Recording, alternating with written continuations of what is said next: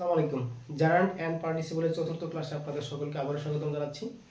এবং আজকে আমরা যেটা নিয়ে কথা বলতে চাচ্ছি সেটা হলো যখন কোনো বাক্যে আপনি এই V one plus ING plus noun এইভাবে দেখতে পান, এইভাবে দেখতে পান। তো এই যে একটা অংশ আমরা সকলেই একটা আমাদের একটা বাজে একটা অথবা কি বলবো ব্যাড একটা থিঙ্কিং আছে, সেটা হচ্ছে আমরা সকলেই এটা বলার চেষ্টা করি।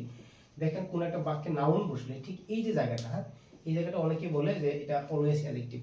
আসলে সবসময় অ্যাডজেক্টিভ না, তবে একটা কথা আছে যে নাউনের পূর্বে মূলত অ্যাডজেক্টিভ বসে। সাধারণত কথাটার মানে কিন্তু আবার সবসময়, অনেকে ভাবে সাধারণত কথাটার মানে সবসময় এরকম না। আসলে নাউনের পূর্বে অ্যাডজেক্টিভ বসার প্রবণতা বেশি, এটা সত্য কথা, বাট তার মানে এই না যে সবসময় বসে। এখানে অ্যাডজেক্টিভ বসতে পারে অথবা শুধুমাত্র নাউনও বসতে, দুইটা নাউন পাশাপাশি একসাথে থাকতে পারে। সো দ্যাটস ওয়াই অনেকে এই ব্যাপারটাকে ভুল ধরে এবং এইটাকে সেই শর্ত অনুযায়ী অনেকে ভাবে যে নাউনের পূর্বে তো একটা ওয়ার্ড ভার্বের সাথে আইএনজি, তাহলে সেটা তো অবশ্যই অ্যাডজেক্টিভ, আর অ্যাডজেক্টিভ মানে তো পার্টিসিপল। এটা একেবারে ফুলি ওভার থিঙ্ক এবং একটা ব্যাড থিঙ্কিং। আশা করি এই ব্যাপারটা নিয়ে আজকের কোনো ঝামেলা হবে না আপনাদের। মনে রাখবেন এইটুকু যে নাউনের পূর্বে সবসময় অ্যাডজেক্টিভ বসে না, বা ভার্বের সাথে আইএনজি একটা ওয়ার্ড ব্যবহৃত হওয়ার পরে পার্টিসিপল হিসেবে কাজ করে না। সেটা নাউনও হতে পারে, আবার জারান্ড হতে পারে, সরি নাউনও হতে পারে, আবার পার্টিসিপল হতে পারে। তাহলে এটা জারান্ড হতে পারবে অথবা কি হতে পারবে, পার্টিসিপল হতে পারে। তাহলে আমরা বুঝবো কি করে, সেটি হচ্ছে বড় একটা থিঙ্কিং।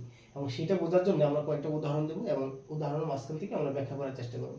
দেখেন খেয়াল করেন, আমরা একটা বাক্য লেখার চেষ্টা করি এইভাবে যে I saw a swimming guard, I saw a swimming guard, এইটা একটা বাক্য। পাশাপাশি আরেকটা কথা বলার চেষ্টা করলে যে I saw a swimming pool, swimming pool. দেখেন এই দুইটা বাক্যের মাঝখানে এই যে সুইমিং যুক্ত করা আছে, সুইম প্লাস আইএনজি, এই যে সুইমিং যুক্ত করা আছে, সুইম প্লাস আইএনজি।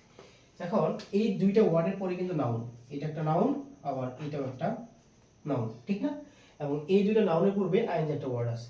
এখন দেখতে তো ঠিক একই রকম, তাই না? দেখেন বাক্যটা খেয়াল করেন, প্রত্যেকটা অংশই একেবারে ঠিকঠাক। এটা নাউন, এটা আইএনজি, এটা নাউন, এটা আইএনজি থাকার পরেও এই দুইটার পরিচয় আলাদা আলাদা। তাহলে কি করে বুঝবো, সেটা একটা বড় কনফিউশন। এবং এইটাকে আমরা প্রকাশ করছি এইভাবে, দেখেন এই ভার্বের সাথে আইএনজি একটা ওয়ার্ড প্লাস নাউন, এই যে নাউন, এই যে আইএনজি, আইএনজি প্লাস নাউন, এইভাবে হয়।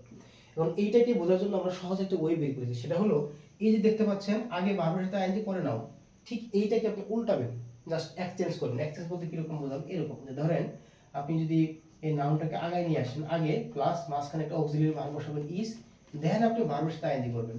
হ্যাঁ, তার মানে যেটা আগে ছিল আমাদের এই গঠন অনুযায়ী ভার্বের সাথে আইএনজি ওয়ার্ডটার সামনে ঠিক পরে নাউন, বাট আমরা এটাকে জাস্ট এক্সচেঞ্জ করব, উল্টাবো আর কি। আগে নাউন আসবে, পরে আইএনজি ওয়ার্ডটা আসবে, এবং মাঝখানে শুধুমাত্র ইজ শব্দটা আসবে যদি আসে। এবং আমরা বলছি যদি উল্টানোর পরে, আমি উল্টাই দিচ্ছি, তাহলে কি হবে দেখেন তো, খেয়াল করেন তো। আমরা এখন এদিকে লেখার চেষ্টা করি যে যদি উল্টাই তাহলে কি হচ্ছে, গার্ড ইজ সুইমিং, এইটা উল্টানোর পর এইটা আসলো, আবার নিচেরটা উল্টানোর পরে কি হবে দেখেন তো, পুল ইজ সুইমিং, এই নিচেরটা এভাবে আসলো।